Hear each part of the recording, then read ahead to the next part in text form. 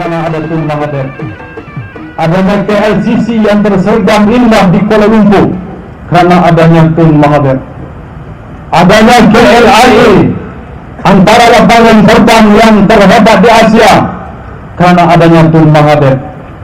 Adanya Langkawi yang hebat hari ini karena adanya Tun Mahathir. Almarhum Syekh Tantawi, seorang ulama Islam dari Mesir yang datang ke Malaysia ketika Tun Mahathir menjadi Perdana Menteri. Tantawi melawat Putrajaya, bertemu dengan Dr. Mahathir Mohamad pada masa itu sebagai Perdana Menteri. Tantawi keluar, wartawan menyerbu Tantawi dan bertanya kepada Tun, apa pandangan? Bertanya kepada Tantawi, apa pandangan beliau tentang Tun dan Malaysia ini? Kata Tantawi, Malaysia adalah sebuah negara Islam maju. Datuk Seri Dr. Mahathir Mohamad telah membina negara Malaysia ini dengan hebat. Rakyat Malaysia perlu menyokong Datuk Seri Dr. Mahathir Mohamad. Bukan sekadar itu saja, beliau menyarankan pemimpin-pemimpin Islam di seluruh dunia agar meniru dan mengikut contoh cara Tun Dr. Mahathir Mohamad. Inilah anak dan Putrajaya menjadi pusat pentadbiran negara kerana Tun telah membinanya dengan asas yang kukuh.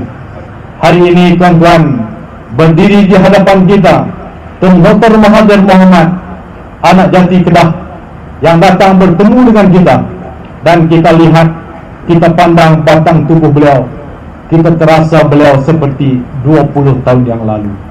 Dengan demikian, saya bagi pihak ahli perkasa, bagi pihak rakyat Kedah, mempersilakan Tun Dr. Mahathir Mohamad untuk berucap.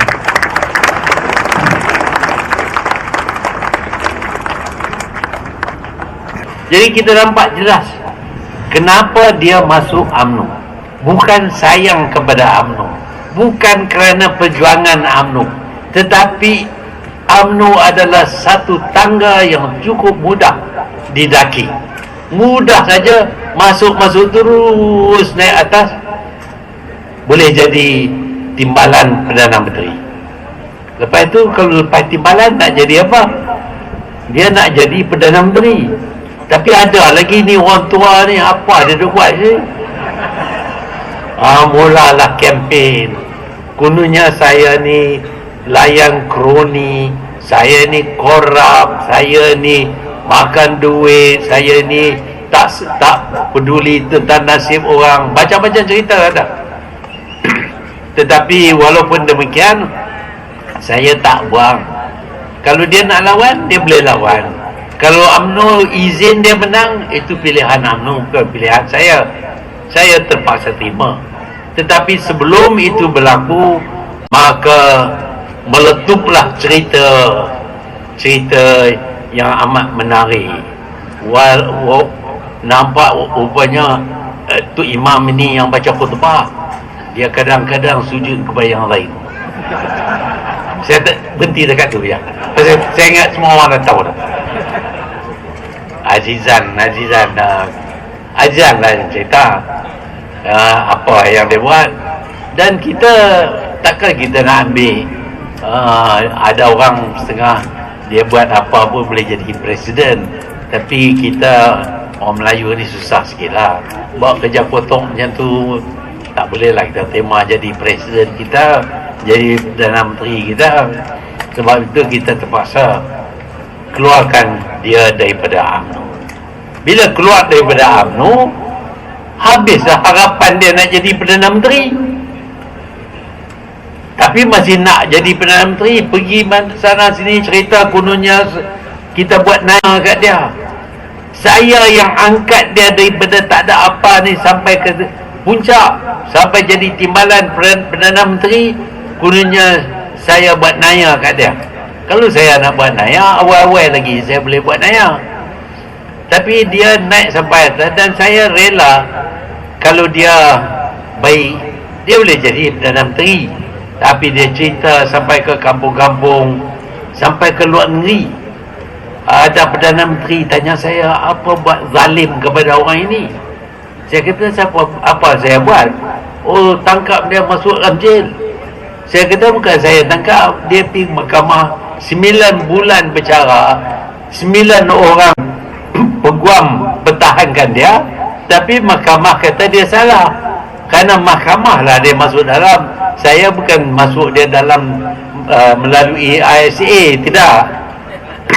Tapi dia cerita macam-macam kepada orang, dan ada orang Melayu pun masih terima. Kononnya Dr. Mahathir ni dia cukup jahat lah. Dia bagi naya ke Anwar.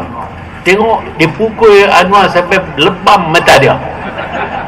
Walau yang pukul itu orang lain, tapi dia cerita itulah, saya lah pukul, saya lah yang suruh orang pukul. Jadi dengan mata lebam tu, dalam pilihan raya tahun 1999 kita rugi 300,000 undi orang Melayu. Pasal orang Melayu ni dia lembut hati. Dia kata Naya lah Anwar, dia cukup baik, dia boleh baca khutbah. Bukan macam Dr. Mahathir, dia tak boleh baca khutbah. Jadi adakah patut buat Naya kepada orang ini yang baik? Jaga sikit, anak-anak kita kena tengok sama. Kalau nampak je baik, tapi rubah-rubahnya ada macam-macam di belakang, terutama di belakang lah. Apa dia? Ya, kita kena jaga-jaga selalu. Kita tahulah setengah orang ditikam dari belakang. Jadi yang ni tabiat setengah orang. Jadi dia kena buang daripada UMNO kerana sebab yang dia tak dapat nafikan. Pergi ke 9 orang lawyer pertahan dia, itu pun masih lagi hakim kata dia bersalah. Dia appeal kepada mahkamah yang lebih tinggi, mahkamah itu pun kata dia salah. Appeal lagi sekali lebih tinggi pun dikatakan salah. Lepas itu saya dah letak jawatan, ada pemilihan tertentu dan dia dibicarakan secara special, dan mahkamah tu kata dia betul dia buat kerja tu, tapi bukan hari tu, hari lain. Jadi dalam 3 hakim dia yang buat keputusan, satu hakim kata dia memang salah. Ni hakim wanita kata dia memang salah. Yang 2 lagi kata kita percaya dia ni buat kerja tu, tapi pada hari yang polis kata ni, hari tu bukan dia tak buat. Jadi dengan kerana itu dia tak salah. Saya nak tanya lah, kalau kita tahu satu orang tu dah bunuh satu orang, tapi polis buat laporan hari tak kena, walaupun orang tahu kita dia bunuh, kerana hari tak kena, dia lepas bebas. Seronok lah dia. Jadi inilah yang berlaku. Saya tak kata apa-apa kepada mahkamah memang selalu betul. Dia pun kata memang pun dia ada lakukan kerja tu, tapi pada hari lain. Lepas dia keluar tu dia balik kepada lama lah. Tabiat ni bukan senang nak mengatasi. Jadi inilah orangnya. Kita balik kepada pecah belah. Inilah orangnya yang sekarang berjaya memecahkan sekali lagi orang Melayu jadi 3 kumpulan. Kumpulan 1 UMNO, kumpulan kedua PAS, kumpulan ketiga PKR. PKR kononnya. Oh, bukan main lagi PKR. Dan orang Melayu, saya sedih. Anak-anak orang UMNO sokong orang yang buat kerja macam ni. Pandai sungguh.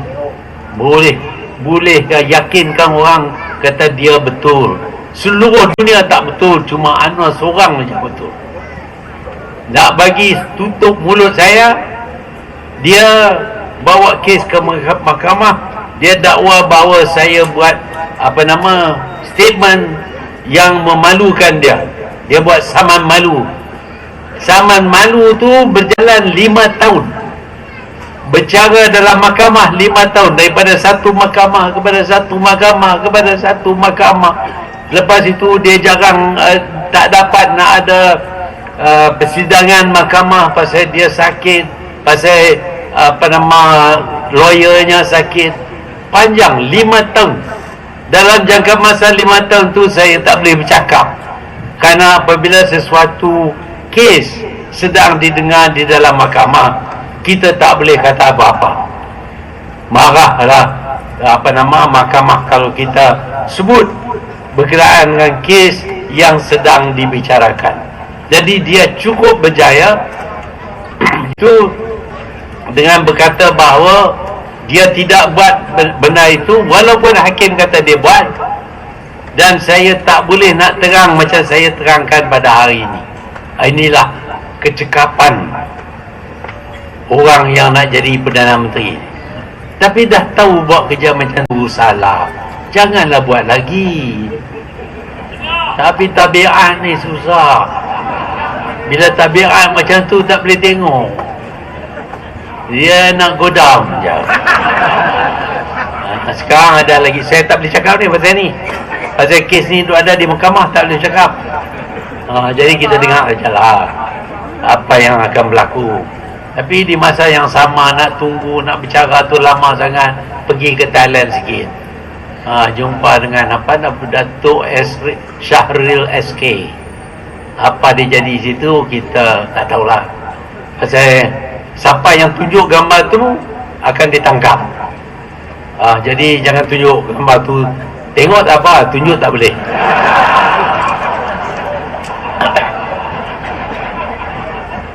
Orang macam ni bukan saja mengkhianati bangsa dia dengan memecah belahkan orang Melayu yang sudah pun lemah, yang sudah pun terbahagi kepada dua.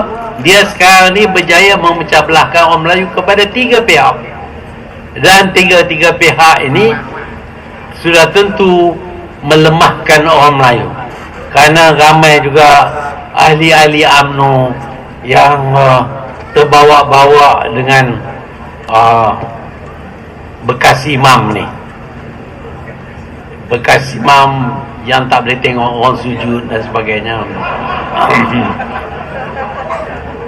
Dah bukan kita semayang, kita sujud lah.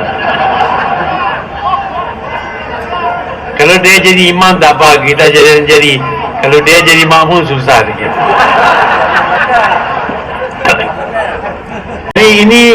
Inilah sebabnya yang hari ini orang Melayu sudah jadi lemah. Mereka sudah berpecah sesama mereka. Ada yang menyokong DAP pun ada. Mereka tidak lagi bersatu padu, sedangkan mereka tahu kerana perpaduanlah maka kita dapat kalahkan British.